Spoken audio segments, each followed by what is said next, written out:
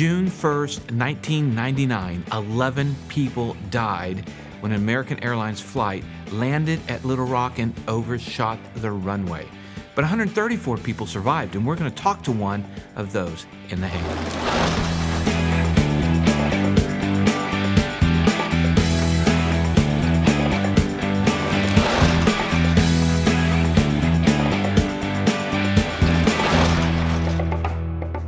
Hello and welcome to In the Hangar. I'm Dan Milliken. And I'm Christy Wong. Today's episode is brought to you by our sponsors, FlyingEyes Optics and Colton Mortgage. You can check them out at Colton Taking Off for your refi needs. For your mortgage, residential mortgage, or refi needs. So they're awesome. They answer your questions.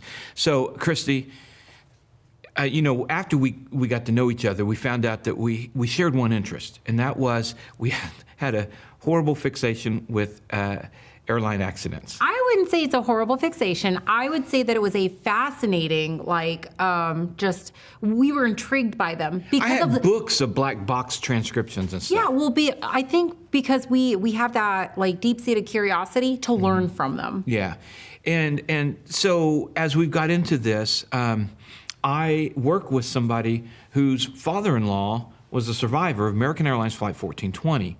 And I've always wanted to sit down and talk with him, and now we finally get the chance. Ray Toller, thank you so much for coming on the show. Thank you very much for having me. Ray, thank you so much for joining us. Yes, ma'am. Okay, Ray, so you were on that flight, but before we get to that, tell us a little bit about your background, because that could be a book unto itself as well. Well, I was very fortunate. I came here to TCU and studied music, and I started teaching in Weatherford, but this was during the Vietnam conflict, and I got drafted, enlisted in the Air Force, served 2 years enlisted, and then I became an officer, a band officer, was conductor and commander of several Air Force bands, including the United States Air Force Band in Washington, D.C., and I was chief of bands and music for the Air Force. You played for a lot of presidents, didn't you? 9 presidents all Just a few. Yeah. Just a few. So I've had a very interesting career, and then I finished up at Texas A&M as the director of bands there, and I apologize to you for that. Yeah. See, I bleed burnt orange, and from Austin, our bitter rivals is the Aggies, and so, but we can set that aside. Oh, yes. So, all right. Okay, so what were you doing in June, at the end of May or June 1st, 1999? I was actually going to Little Rock. My son was in the Air Force, stationed at Little Rock Air Force Base, and I was just going up to see him. And I chose to go up on the 1st of June, and it was a terrible night. I flew out of College Station to Dallas, and we were late getting in. Didn't think I would catch the flight, quite frankly, but because of the weather, that flight was also delayed. So, which is an important factor, that the flight 1420 was delayed. Right. And so they were sitting there. Yeah. They were sitting there, and we actually waited about an hour or so until we took off. And I was originally scheduled to be in row 18. That's an important point that I'll bring up later. But I was in a middle seat, and I asked if there were any aisle seats left. They said, well, 29D is, and that's in the back of the plane, of course, 3 or 4 rows from the back of the plane. So I took that seat, and it happened to be across the aisle from the galley where they brought food in, and one of the flight attendants was sitting there as well. And that's all important to the whole story, or my part of the story anyway. All right, well, let's hear the story. Well, we took off, and the weather was bad. The closer we got to Little Rock, the worse the weather got. It was hailing, large hail. We could see out the windows, and hail that you can see that's the plane was flying through hail. Flying through hail. I mean, it was hell, Yeah. quite frankly. They originally came on and said we'd probably be diverting into Memphis. And I thought, I guess that's not too far. So, but then all of a sudden we were descending and going into Little Rock. And we hit the runway and rolled about a mile down the runway. How hard did you hit the runway? Pretty hard. pretty Okay. hard. In fact, we kind of veered off the runway, and he brought it back on the runway. And we rolled. And I later was told that they didn't have the landing instructions up, that The spoilers, yeah. yeah, and that couldn't stop the airplane. And we went off the end of the runway, and it broke into three pieces. The plane broke into three distinct sections, and the back section caught on fire. And it broke at row 18. Oh, my. And I was told, don't know for a fact, but I was told that everybody in 18 was killed. So the good Lord was taking care of me from the very beginning. And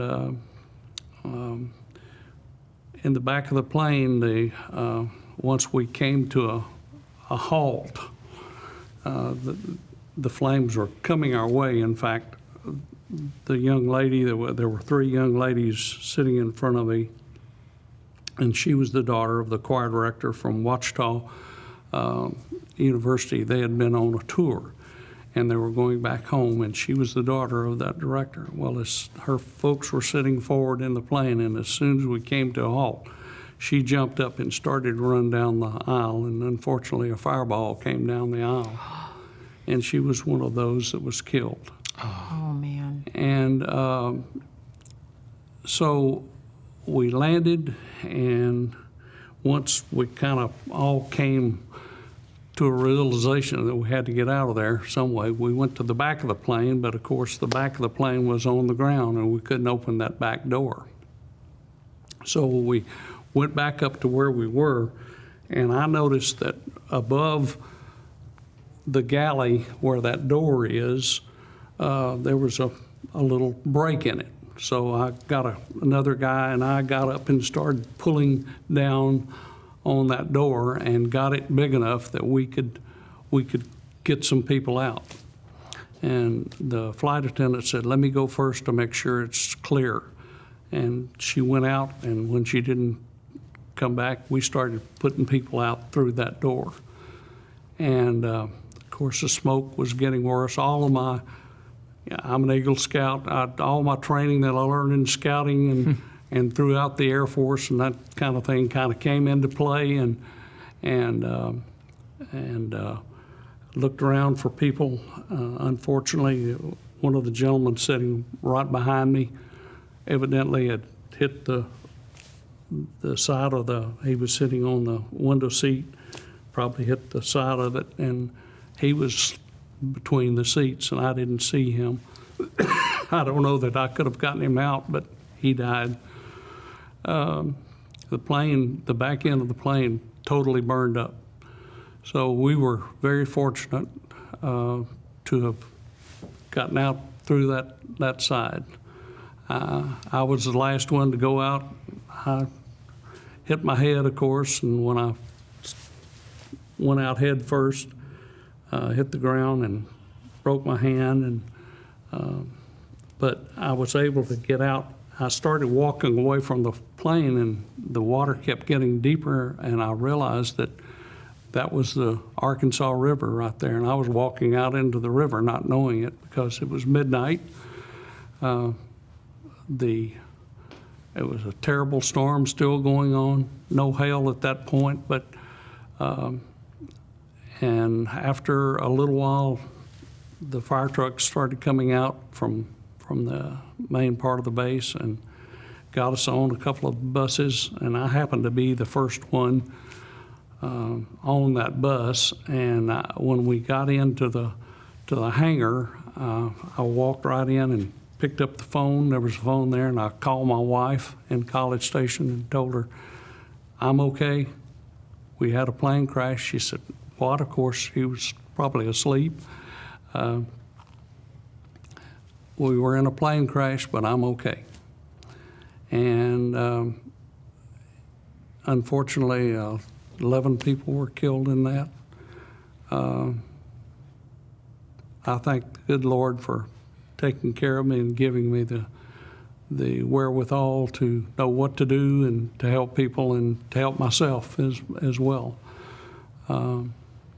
It was really a bad tragedy, but as with all tragedies, some good comes out of that, and I know that a lot of the things that American Airlines and other airlines have done in the ensuing years to correct problems and necessary things that are going on with pilots, et cetera, have done a good job of that. So the NTSB came out with a report afterward. What were some of the findings that they found?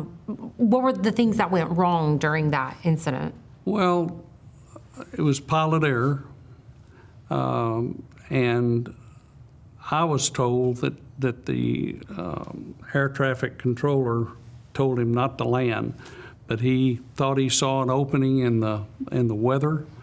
He had been flying for, I think, more than 14 hours. He was tired. He put it on the ground and probably shouldn't have. We should have flown that extra 90 minutes or whatever less, it took to get to Memphis, but we didn't. And Well, as I understand it, what came out of that was that the captain had been sitting in the cockpit for over 14 hours. There was the thunderstorm was going on. He had front-facing radar. All right. So what happened is that he'd actually turned, and now he didn't have the radar. But I can't remember if he visually saw it. Whatever. Anyway, long story short is he did get turned back around and thought he saw an opening in the radar. That, okay, that's not as severe. We can get through there and land. And so in the cockpit voice recorder, the arming of the spoilers on an MD-80, because that's the airplane it was, is an auditory. They tested it. You can hear it in the cockpit voice recorder. They never heard that sound.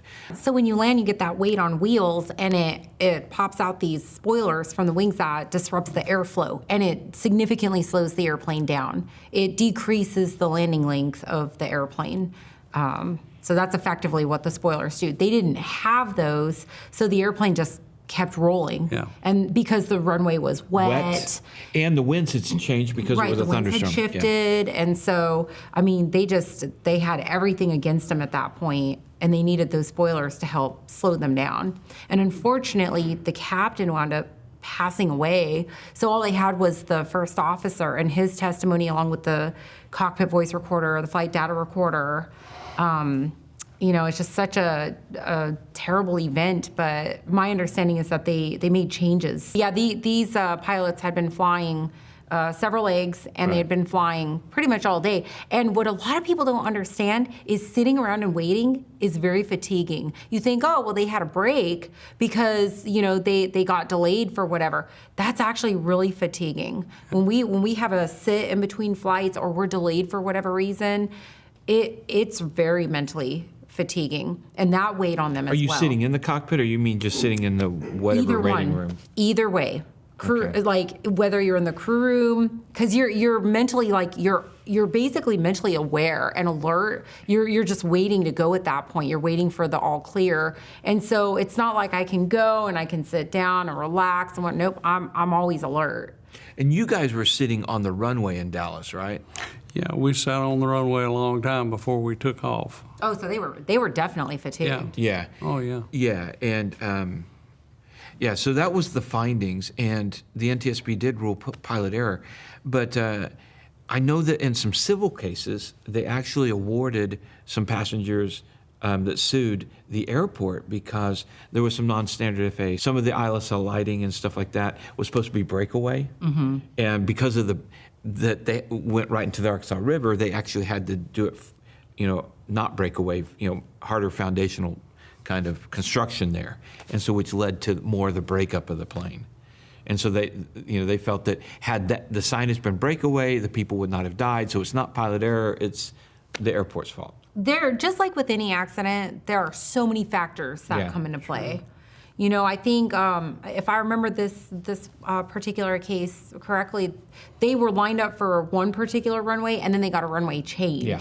And so because of the wind shifting, but they also didn't have the kind of technology that we have now to detect those types of things. I mean, They could only look like a 30-degree ahead kind of thing. right. And with the wind shear, they had come out with some microburst detection and stuff, but I mean, the winds were just howling, coming out of these storms and stuff. So. Well, flying through hail.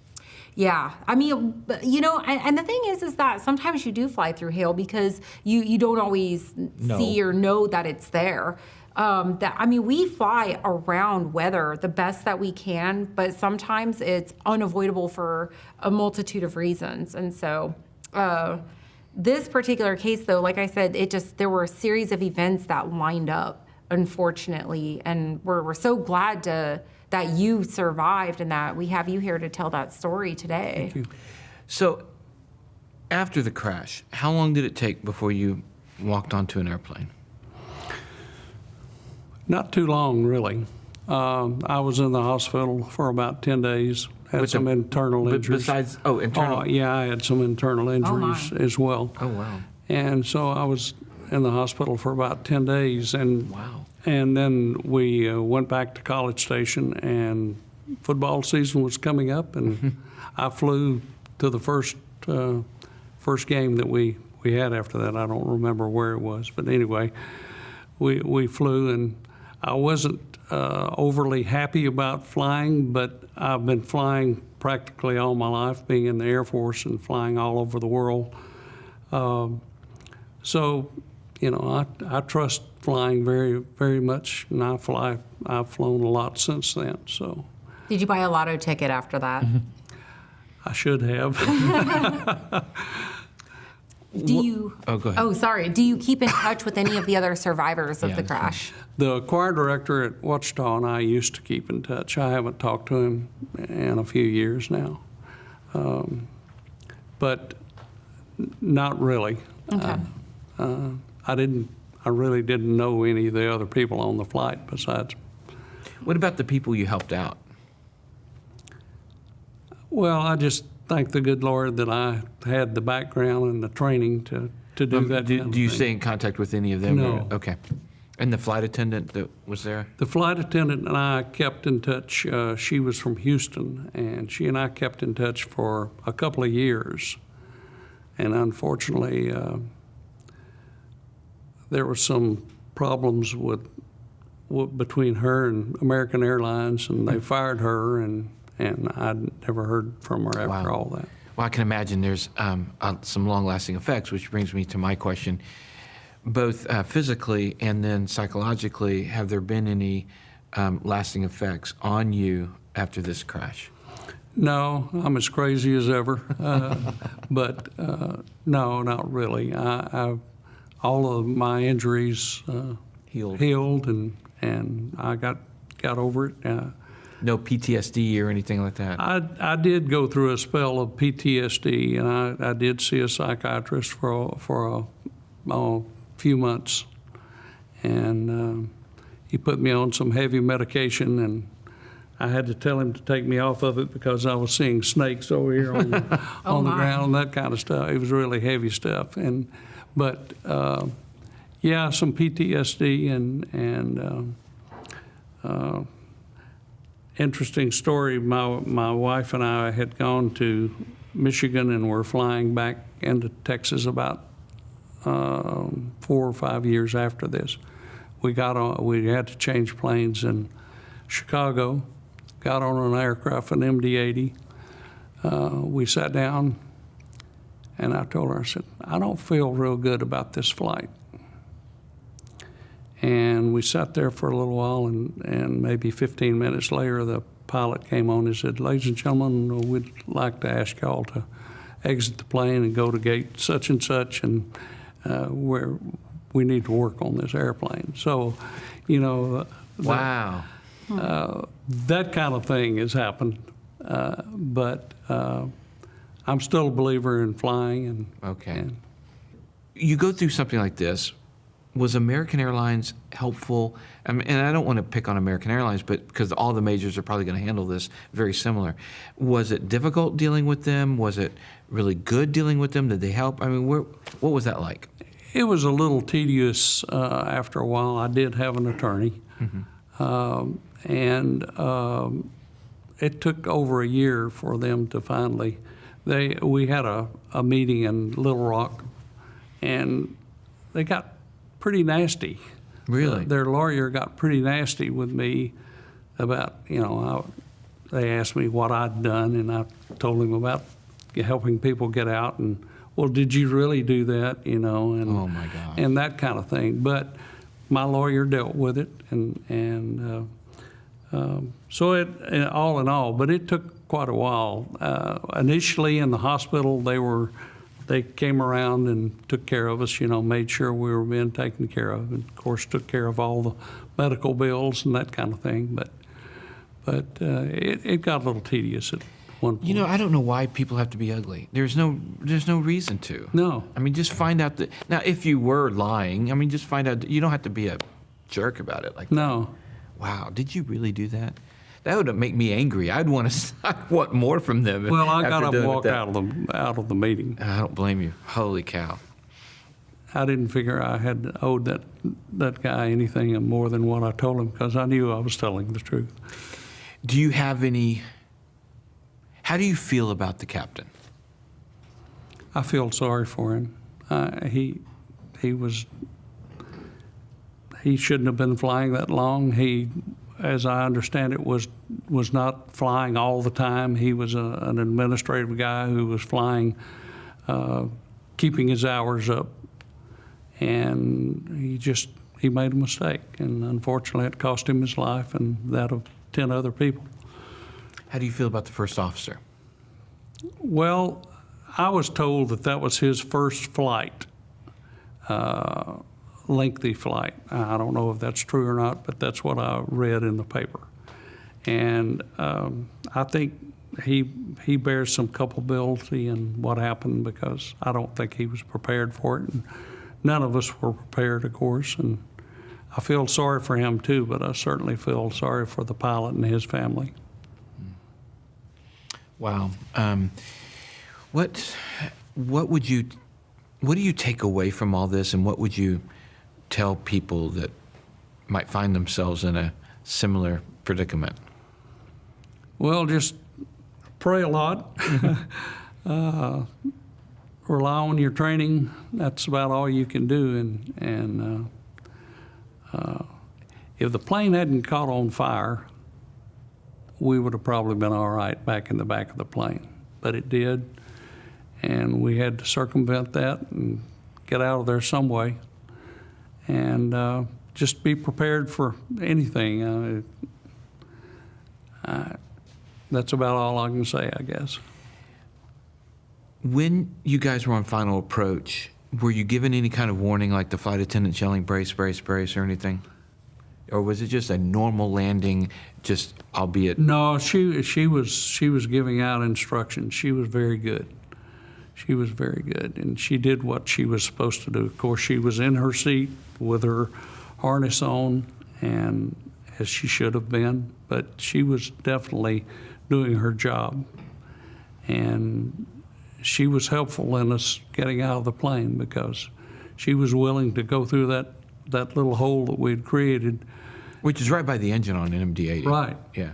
Right. We were going right over the side of the plane, and it was kind of lying on its side this way, and we went over the left side of the plane. So we went down a pretty good piece before we hit the ground. Wow. Okay, well, that's intense. Do you ever kind of flash back to that moment? Or are you kind of well past it now, 22 years I'm well past later? it, but I do think about it occasionally. And, of course, when people find out that I was in an airplane crash, they want to know what that's like. I was on an Air Force plane in Taiwan that caught on fire. Oh. And we were about 15 minutes out of the base and turned around and went back. And I wasn't too worried about it. It was a 4-engine C-18, and one of the outside engines caught on fire. I wasn't too worried about that, but then the next engine caught on fire, and when I wasn't too worried about it because we weren't that far out of the base, but until I saw all the aircraft around us and the fire trucks on the ground as we were landing and that kind of thing. So that wasn't my first incident with. So you're a pro at crashes. So really, it's not that he should buy a lottery ticket. It's just that all of us should not get on his plane.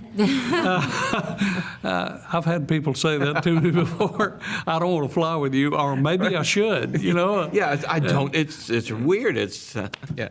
Should we fly or no? I think the biggest takeaway too is just don't take life for granted. You know, you got Absolutely. very lucky, and unfortunately, there were people on that airplane that weren't as lucky. So, but yeah, this is an incredible story. Thank you so much for coming today and telling your story. It's been my pleasure. Thank you so much for having me. And thank you so much. yes.